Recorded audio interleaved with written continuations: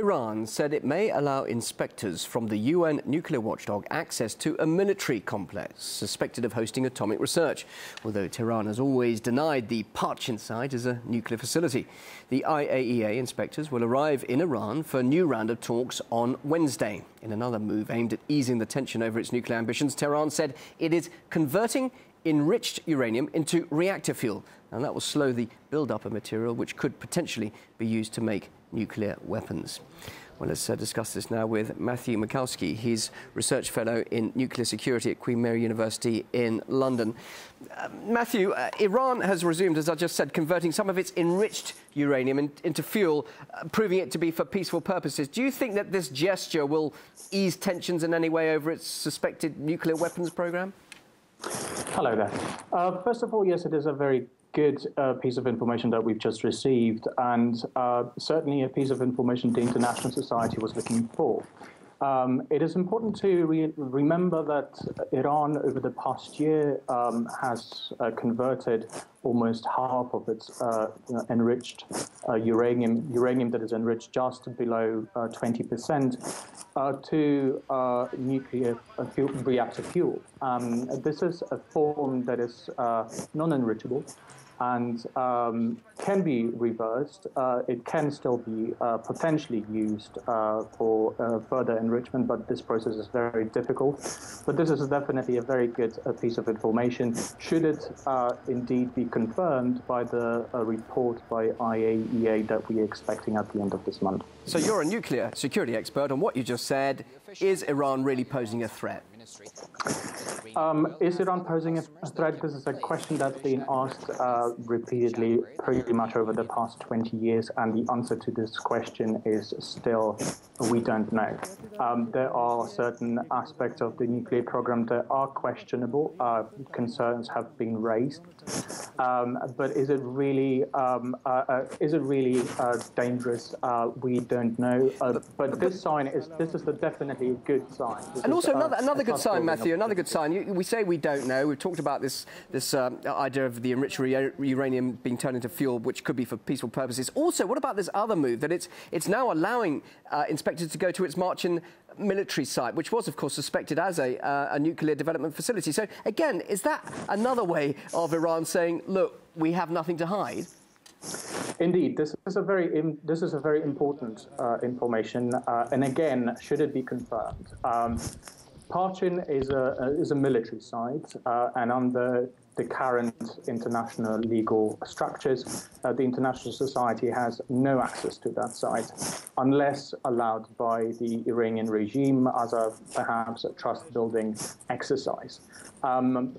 If the international society and IAEA inspectors are allowed in, this is definitely going to be a very good sign from Iran to the international society.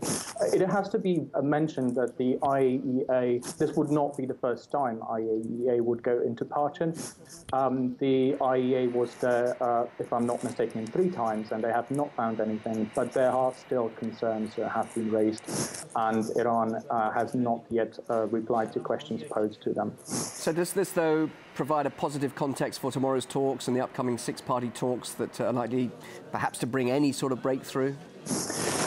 It definitely is. It's a very, as I mentioned, it's a very good piece of information, something that we definitely have been looking forward to.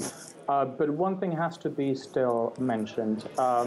In order to understand anything done by the Iranian regime, one has to remember that there is a rhetoric on one hand and action on the other. If this rhetoric is met by action by the end of this month or in the near future, then this is definitely going to be a very good trust-building exercise. Could there be empty rhetoric when we've seen Iran saying that it's joining the international condemnation of what's happening in North Korea at the moment? It's actually called for an end to nuclear arms. Were you surprised by that reaction coming from Iran? I wasn't surprised by this at all. When the press secretary of the Foreign Affairs Ministry mentioned this was certainly not surprising to me at all. But one also has to remember that there was also a statement today from the Foreign Minister of Iran, Mr. Salahi, and he definitely recognized that, in his words, North Korea not being a member of the NPT was in full right to exercise their rights to test nuclear technology.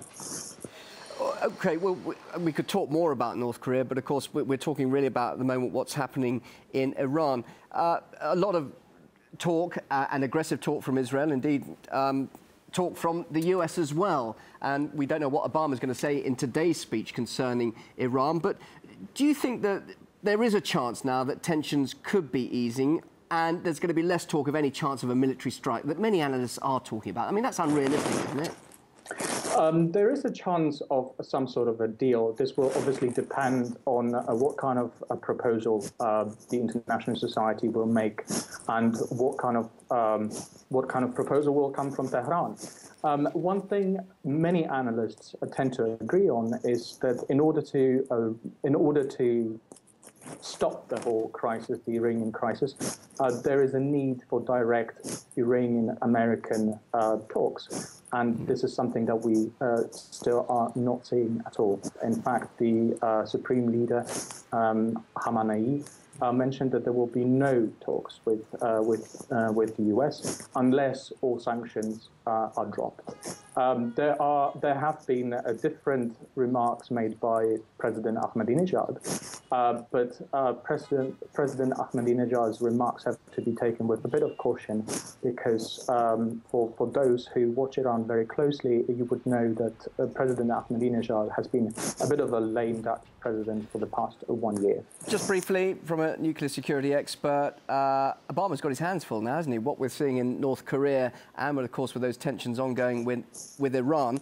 When he first became president, he wanted a nuclear-free world. It seems to be that the situation has got far worse than when he first started.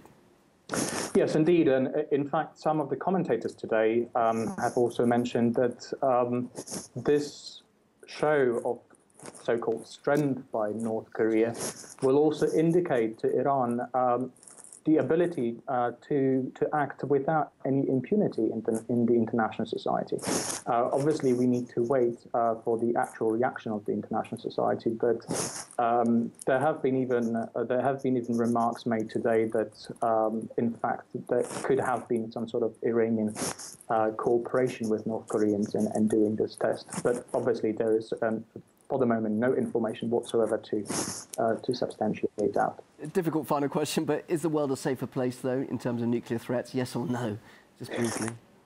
I would say at the moment, no. Matthew, very interesting to talk to you. Thanks so much for your time. Matthew Mikowski joining us live there in London. Thank you very much indeed. Thank you.